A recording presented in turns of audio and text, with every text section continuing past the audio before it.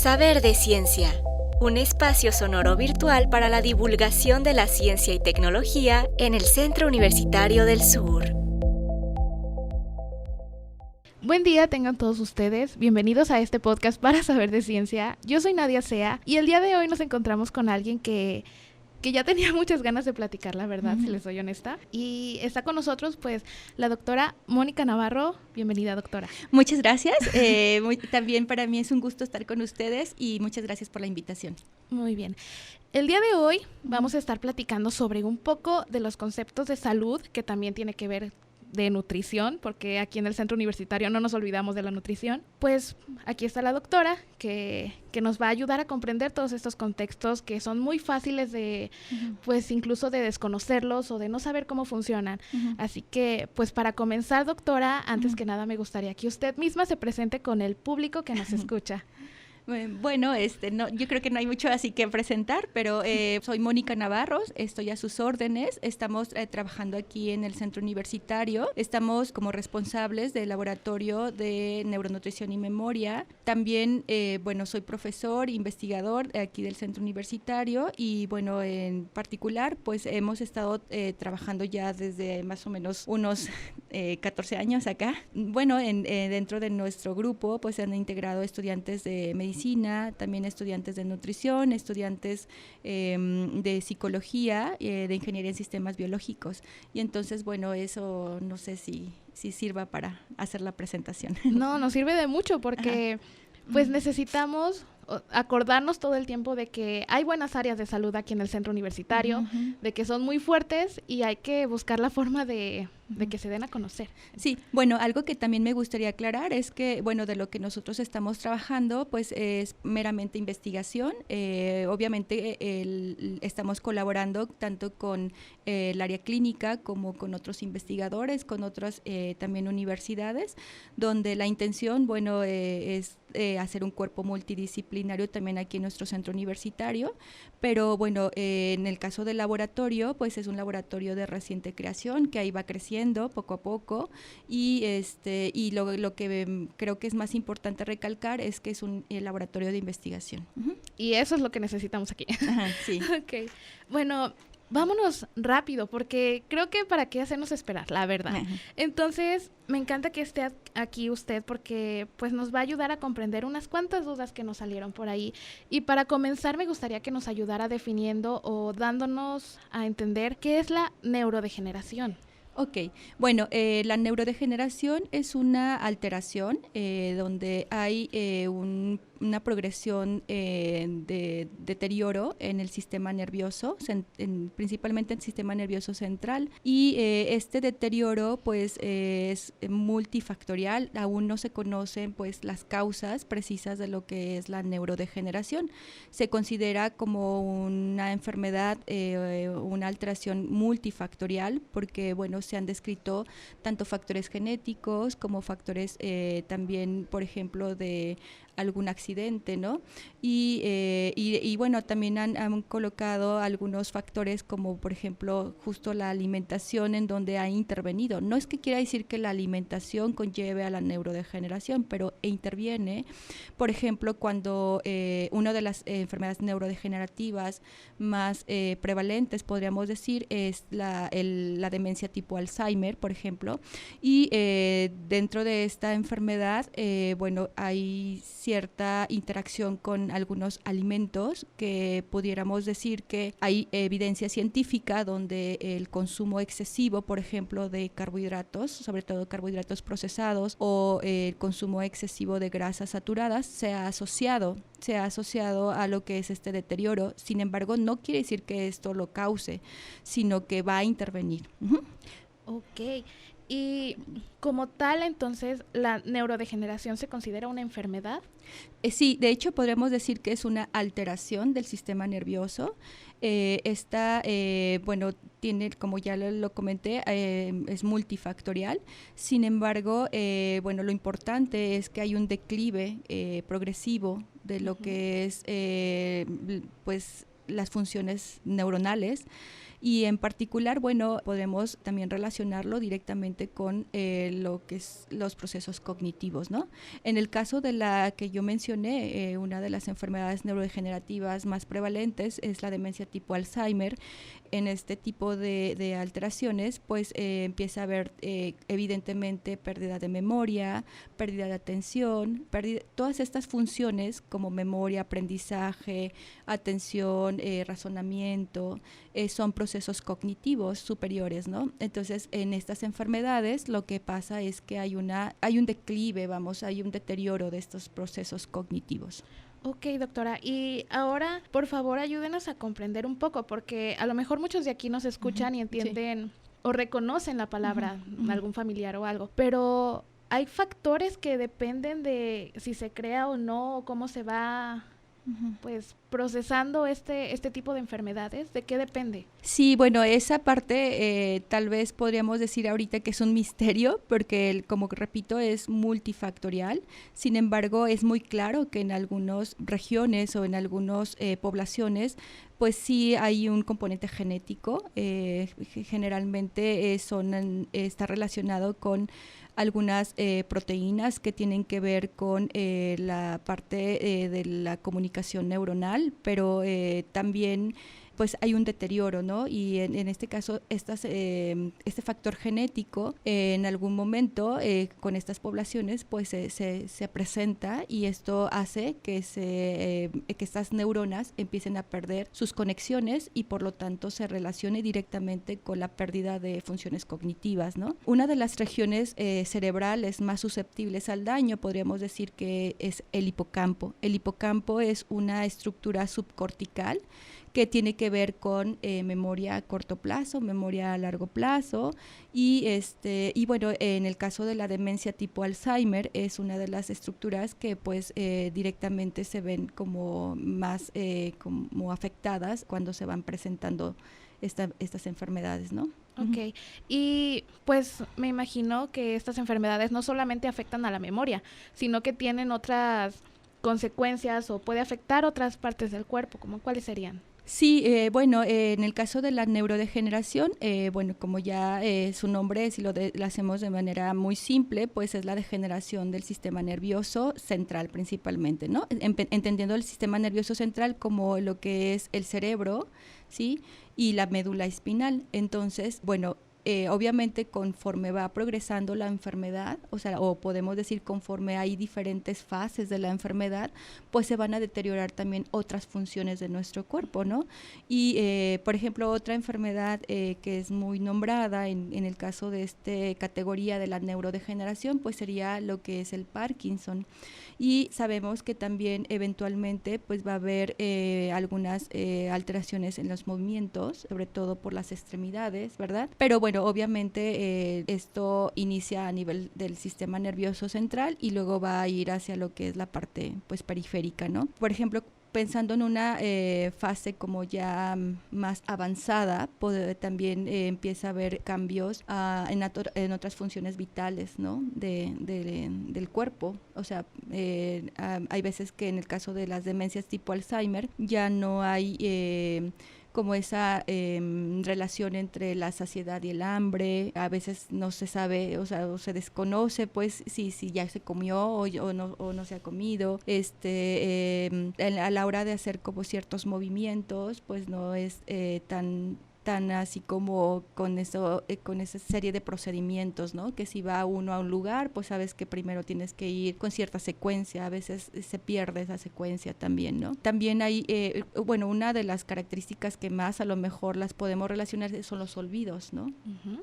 Y en este caso, con los olvidos, pues a veces también hay relaciones con otras funciones, pues como más así sencillas de nuestro día, ¿no?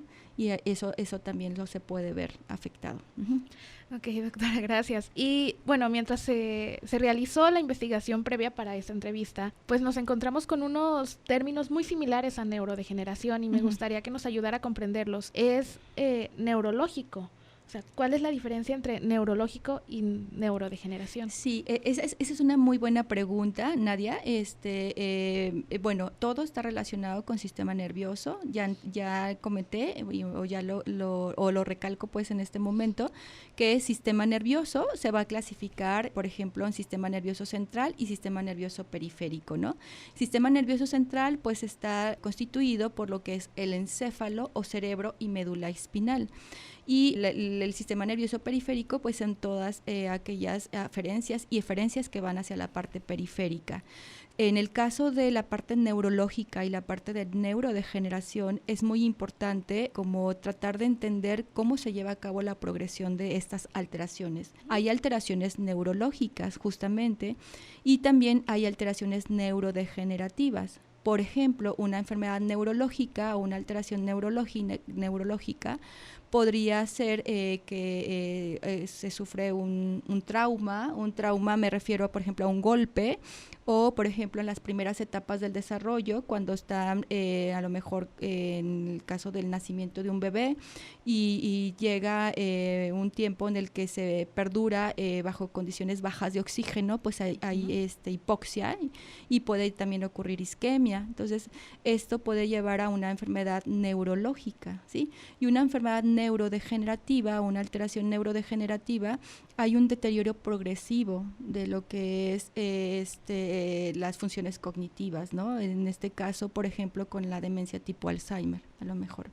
¿Sí? Sería a lo mejor la parte más clara de entender entre lo que es la parte neurológica, donde hay algo como muy evidente que lo ocasiona, ¿no? Si tenemos un accidente a lo mejor en un vehículo y nos golpeamos en la cabeza y se deteriora lo que es a lo mejor alguna estructura, y a lo mejor esto conlleva también a una alteración neurológica y eventualmente una neurodegeneración también, ¿no? Van de la mano, entonces. Pueden ir. Pienso que dependiendo pues de cada como situación. Caso, sí. Uh-huh. Muy bien. Y ahora, con esto de las enfermedades neurodegenerativas, pues nos queda un poco claro que esto va en progreso, pero ¿cómo se van manifestando estas enfermedades o qué síntomas o qué características se tienen en general? En el caso de la neurodegeneración, bueno, hay diferentes síntomas, pero por ejemplo, otra vez ubicándonos en el tipo de demencia tipo Alzheimer, pues empieza a haber ciertos síntomas de pérdidas de memoria, que es como les digo, hay pérdidas de memoria que podemos decir que son como benignas, o sea, de repente que empieza uno, a veces todos tenemos como olvidos benignos, ¿no? Esos olvidos benignos serían que, se me olvidó las llaves o por ejemplo, no me acuerdo dónde dejé cierta cosa, ¿no? Y esa parte, pues es porque a veces tenemos múltiples como actividades pensadas en nuestra cabeza y pues no tenemos un enfoque, ¿no? Pero eso, bueno, podemos decir que es comprensible cuando tenemos ese tipo de circunstancias. Pero cuando son olvidos, que podemos decir como olvidos que ya son preocupantes, no podemos decir que vamos al súper y, se me olvidó mi hijo, ¿verdad? O, se me olvidó manejar, a lo mejor esos son ya olvidos que pueden traer consecuencias muy graves, ¿no? Tanto para la persona como para a lo mejor sus familiares, ¿no? Entonces, esa transición entre ubicar entre lo benigno y lo que es como así como muy preocupante, que no es normal, ¿sí? Porque a lo mejor es normal que de repente uno tenga pues ciertos días que tenemos muchas cosas y pues dices, es que no me puedo enfocar, o tenemos que buscar una forma en la que tenemos que tranquilizarnos y allí todavía lo hacemos conscientes, pero hay veces que no hay conciencia de eso y cuando hay esa transición, entonces ese sería un síntoma, ¿no? También por ejemplo, cuando empezamos a ver situaciones como conductuales que tienen que ver con ciertos estados de ánimo variables, ¿no? O sea, las personas, por ejemplo, empiezan a tener depresión o bajo ánimo y eso cuando a veces es muy como constante y no hay como esa parte en la que porque muchas veces todos tenemos subidas y bajadas, ¿no? Claro. Pero en el caso cuando de repente, bueno, dices, sí, a lo mejor hay una situación difícil en mi vida en este momento, pues tengo esa parte. De hecho, lo ideal es que busquemos ayuda con especialistas, pero a veces cuando perdura esto y también se asocia a estas pérdidas de memoria y a otras cuestiones conductuales, pues entonces son síntomas. Pero lo ideal ahí, o lo que se sugiere, es que también busquemos ayuda profesional, ¿sí? Y esto es, por ejemplo, que también estemos alerta con familiares, igual, por ejemplo, con algunos amigos, algunas personas que estén en contacto con nosotros, que vemos conductas que no son como muy, como comunes, o que de repente decimos, bueno, es porque se le olvida tantas veces esto, así. O que vemos, por ejemplo, que hay ciertas actividades que no están como muy normal, ¿no? Entonces ahí es donde hay que poner atención. Uh-huh. Y estas enfermedades, para terminar un poco de comprenderlo, ¿existen tratamientos para este tipo? Sí, esa también es una pregunta muy importante, Nadia. En el caso de la neurodegeneración, aún no hay una cura. Hay a lo mejor tratamientos, hay algunas intervenciones. También es un área de oportunidad muy importante en diferentes aspectos, tanto clínico como de investigación. Todavía no hay una cura para las enfermedades neurodegenerativas, pero, por ejemplo, si empezamos a ver esta sintomatología rápida que yo les comentaba, ¿no? Donde hay pérdidas de memoria, que ya empieza a haber una transición hacia la parte que se preocupa, entonces ir a buscar ayuda con los especialistas para dar una intervención adecuada. Pero sería una intervención todavía cuando, por ejemplo, se detecta o se diagnostica una posible demencia tipo Alzheimer, entonces se debe de llevar un tratamiento, ¿sí? Y el tratamiento pues tiene que ser multifactorial también, ¿sí? Multifactorial me refiero a que puede intervenir desde la parte neuropsicológica, la parte psicológica justamente, también la parte farmacológica y el entorno, en este caso familiar, es muy importante, ¿sí? El entorno no se puede dejar aislada a la persona, ¿no? Entonces, sí hay unas intervenciones, hay algunas partes de actividades que pueden intervenir en su calidad de vida, pero curas todavía no lo hay. Y otra cosa, ¿este tipo de enfermedades, por ejemplo, el Alzheimer, el Parkinson, son hereditarias? Sí, de hecho, como comenté, bueno, no todas el tipo de estas enfermedades, como yo comentaba, que es multifactorial.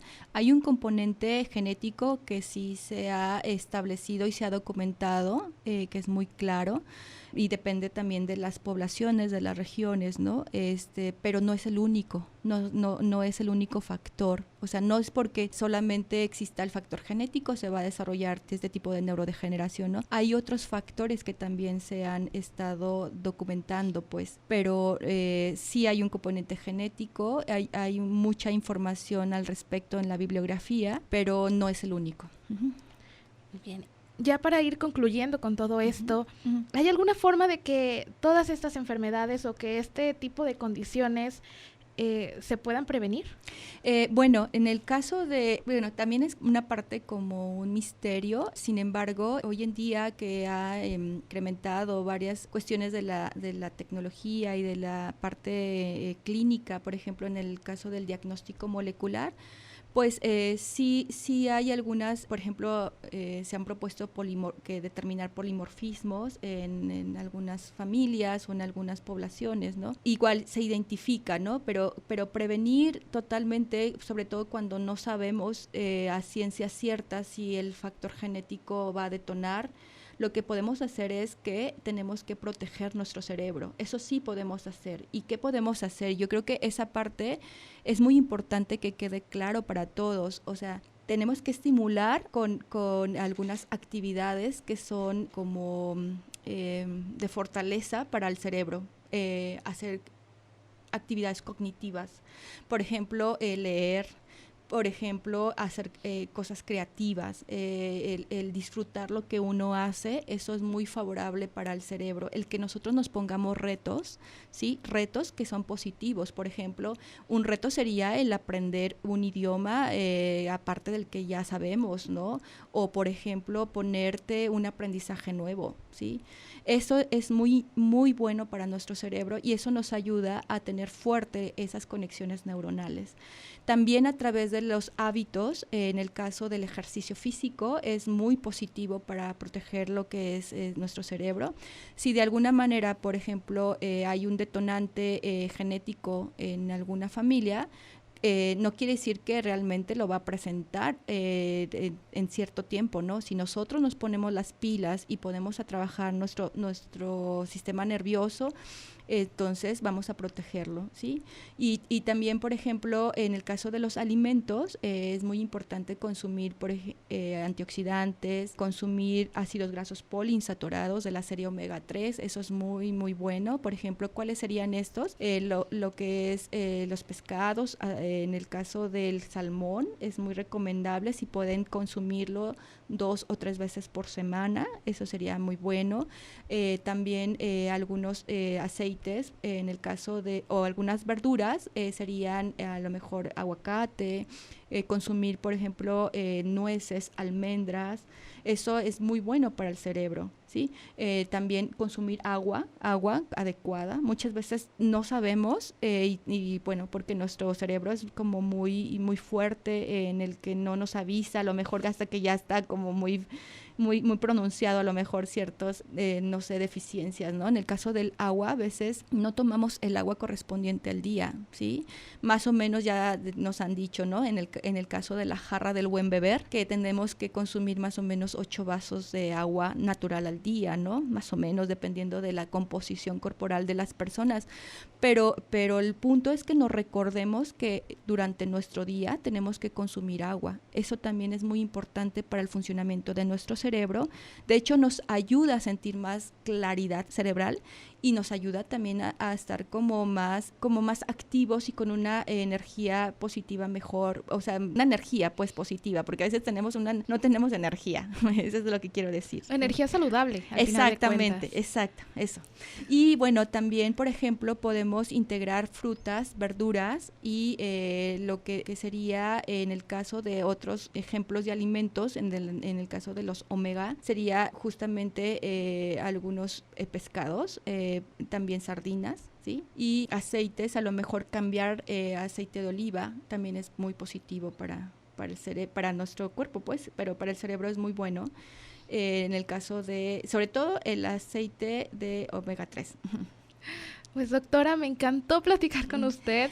Espero que les haya ayudado. Muy claro. No sé si a usted le gustaría agregar algo más. No, nada más que la actitud hace la diferencia y la verdad es que también eso es muy importante para nuestro cerebro. El que nosotros, yo repito, todos tenemos situaciones difíciles y situaciones, o sea, favorables y desfavorables en toda nuestra vida, ¿no? Pero la actitud es muy importante para poder como estar al 100 en las funciones cognitivas. Repito, las funciones cognitivas sería la atención, la memoria. Otra acción que es muy buena para nuestro cerebro, socializar con personas y también tratar de tener como esa parte de siempre tener, o esa actitud de aprender y de tener como esas ganas de hacer cosas nuevas, ¿no? Que son positivas para uno. Uh-huh. Pues espero que les haya gustado todo lo que la doctora nos compartió hoy. Uh-huh. Yo aprendí muchísimo. Muchas gracias. Sí. Espero volverla a tener pronto por acá, poder volver a platicar con usted. Sí. Y pues bueno, desde las cabinas de Radio Universidad de Guadalajara en Ciudad Guzmán, del Centro Universitario del Sur, les doy las gracias por habernos escuchado el día de hoy y nos esperamos pronto en el siguiente podcast para Saber de Ciencia. Adiós. Gracias. Esto fue Saber de Ciencia, un podcast que lleva la ciencia al alcance de todas y todos.